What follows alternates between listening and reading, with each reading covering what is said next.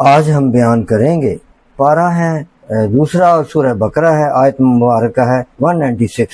اعوذ باللہ من الشیطان الرجیم، بسم اللہ الرحمن الرحیم۔ یعنی حرم میں جہاں اس کے ذبح کا حکم ہے، مسئلہ یہ قربانی بیرون حرم نہیں ہو سکتی۔ راستے فدیہ جس سے وہ سر منڈوانے کے لیے مجبور ہو اور سر منڈالے، تو صدقات میں 6 مسکینوں کا کھانا ہے، ہر مسکین کے لیے 2.25 سیر گیہوں، 2.25 سیر گندم ہے۔ فمہ تأثرہ سے مراد ہے یہ قربانی تمتع کی ہے، حج کے شکر میں واجب ہوئی۔ عید الاضحیٰ کی قربانی جو فقیر و مسافر پر واجب نہیں ہوتی، 1 شوال سے لے کے اور 9 ذی الحج تک احرام باندھنے کے بعد اس درمیان میں جب چاہے رکھ لے، خواہ ایک ساتھ یا متفرق کر کے۔ یہ روزوں کے بارے میں حکم ہے۔ پھر جسے مقدور نہ ہو تو 3 روزے حج کے دنوں میں رکھے اور 7 جب اپنے گھر پلٹ کر جاؤ۔ یہ پورے 10 ہوئے۔ یہ اس کے لیے ہے جو مکہ کا رہنے والا نہ ہو، اور اللہ سے ڈرتے رہو۔ فرمایا گیا کہ حاضر المسجد الحرام، مثلا اہل مکہ کے لیے تمتع نہ کران اور حدود مواقیت کے اندر رہنے والے اہل مکہ میں داخل ہیں۔ مواقیت 5 ہیں، اور ذوالحلیفہ اہل مدینہ کے لیے، ذات عرق اہل عراق کے لیے، حجفہ اہل شام کے لیے، قرن اہل نجد کے لیے، یلملم اہل یمن کے لیے ہے۔ اور پورا کرو حج اور عمرہ اللہ کے لیے پورا کرو۔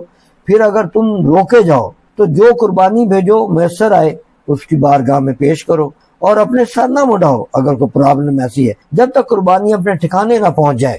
ہاں، اتنی جلد بازی نہیں کرنی۔ اور اگر کوئی تمہارے اس میں مریض ہے، بیمار ہے، یا کوئی اور تکلیف ہے، اس کے سر میں کوئی تکلیف، تو اس کے بدلے میں تم فدیہ دے سکتے ہو، اس کا بدل روزے کی شکل میں۔ اور روزہ کتنا کیسا ہو، یعنی روزے کے بارے میں بتایا 3 دن کے روزے ہوں، یا اگر نہیں روزے رکھ سکتے تو 6 مسکینوں کا کھانا ہے اس جگہ پہ۔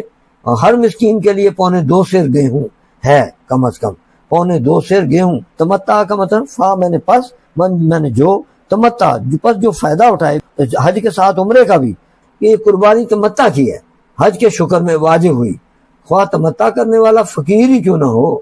عید الاضحیٰ کی قربانی نہیں ہے یہ، اس کی قربانی لاتا ہے۔ پھر جو نہ ہو، یعنی جسے مقدور نہ ہو، تو وہ 3 روزے رکھ لے۔ یعنی ہر طرح سے اسلام آسانیاں، اللہ تعالیٰ کہتا ہے میں اپنے بندے پر آسانیاں چاہتا ہوں۔ اور پھر جسے مقدور نہ ہو یہ کرنے کا تو وہ 3 روزے رکھ لے، حج کے دنوں میں رکھے۔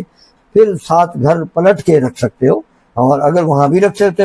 یہ 10 ہوئے پورے۔ یہ اس کے لیے حکم ہے جو مکہ کا رہنے والا نہیں ہے، یہ سارے احکام اس کے لیے ہے۔